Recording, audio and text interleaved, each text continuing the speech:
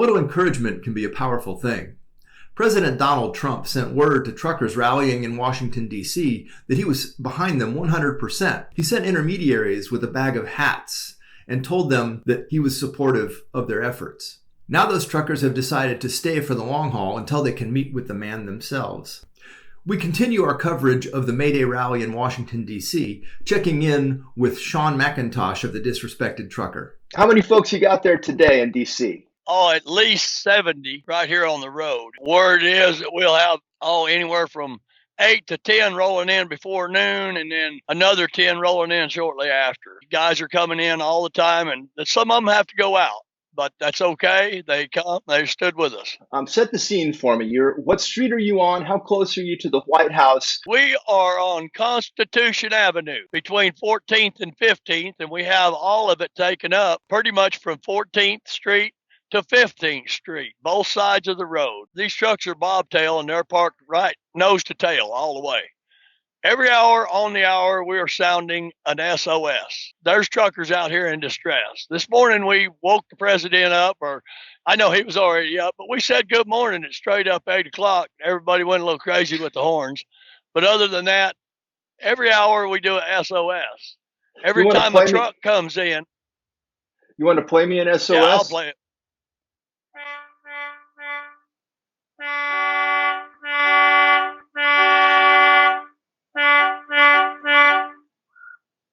That's SOS. 3 short blasts, 3 long blasts, 3 short blasts. And you're doing that every hour on the hour? Every hour on the hour, and 2 or 3 different trucks with loud horns down through here will do it. Between what hours? 8 o'clock in the morning and 8 o'clock at night. We're trying not to be too obnoxious. You know, this is a protest, yes, but it is a peaceful, respectful, and professional protest. Irregardless of all the Facebook hype, all the stuff folks has been putting out about we're going to be towed, we're having fights in the street, pandemonium, it's all a bunch of nonsense. These are the most well-behaved people. For 80 or 100 people out here at a time, these are the most well-behaved, respectful men and women that I've been around. There's not even a crossword with anybody.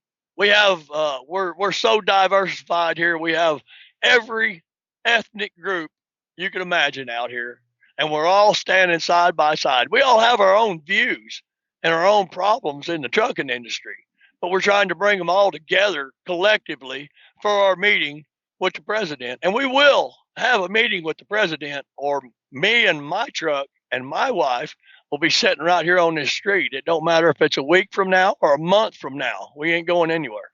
Tick off for me kind of 1, 2, 3, your reasons for being there. What is it that the truckers are asking for, and why are you in D.C.? I'm in D.C.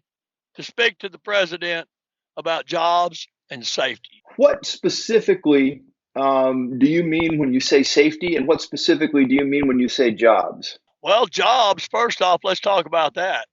Whether you believe it or not, or whether anybody runs the hype down or not, the autonomous trucks are coming for our jobs. The owner-operators, the long-haul drivers, you're fixing to lose your jobs. If you don't think it's coming, you say it's going to be before, it ain't going to happen before you retire, or it's going to be 10 years or whatever, you might ought to do some digging, because they're on the roads right now. There's over 1,000 running the highways in the United States of America. You don't even know, because the guy's sitting there behind the seat like this. He's in the seat, but that truck's driving itself. And before long, when they get it perfected, they're going to kick his ass out of the seat. That's what we're trying to stop. We have to keep the jobs in the industry. We have to have a man in that truck. You don't know what that truck's going to do. And what can the president do about that? The president could help ensure, along with the lawmakers, that there is a man in that truck. Always that needs to be in the law when it's written for these autonomous vehicles. We always have a man in the truck. They're already right now have filed for an exemption on hours of service for an extra 2 hours of service for an autonomous truck. Now, we don't get no exemption to drive for 13 hours. But the autonomous thinks they need an exemption to run that truck for 13 hours. That's unfair to us. They need to be governed. If they're going to run them, they got to be governed by the same rules we are. It's 11 hours and 10 hours off. All Now, right. we got to fix the hours of service, and we're going to do that. We have a man that this is one of the things we're talking to the president about. There's a couple things he can do to fix this with us and get us rolling. It won't fix anything. It'll be a temporary fix. And that is we have a man that's ready to step in, one of ours, a veteran driver that knows what's going on and knows legislation and knows these people that have been here. We want him on the board at the FMCSA to make decisions and represent us, the American truck driver, a seat at the table. We've been crying for that for years. This is something that could be a reality. Now, Shawn, I understand that the president has, you have had some contact with the president already. Could you describe that to me? Yeah, we had contact twice with the president's staff. The first time was on MayDay. Tim Williams with the Department of Interior, the director for the Affairs Department, came over on Friday. He walked up to me and he asked if I would like to meet the president. Did I want to have a meeting with the president? And I said, well, of course. He asked me for my identification. I gave it to him. He took a picture of it. He found the other people that are on the list, the organizers of this, and he talked to them. He took their phone numbers and their names down. I'm the only one out of the bunch, out of the group of 4, that got their ID taken a picture of. Then on Sunday, the president has his town hall meeting down here. And we watched the motorcade go by. We went down on the corner and we stood there. We held signs and waited for him. When he came by, he saw us. He went and did his town hall. These guys all waited, watched the town hall on the TVs out here, listening to it on the radio. And when it was over with, they gave him a salute where everybody else was clapping. They gave him a salute with the air horns. And then when the motorcade came back by going to the White House, these trucks lit up their lights. They blew their air horns. And I want you to know, I wasn't here. I had gone to get a shower. I was 6.5 miles away in a cab. I rolled my window down, and all I could hear was these horns. It was the proudest minute of my life.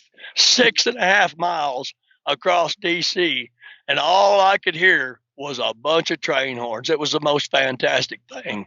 I got back, got in my truck, and was sitting here. And a couple minutes later, 2 fellas in really, really nice suits, dressed really nice, hair all back, in the rain, come walking over here.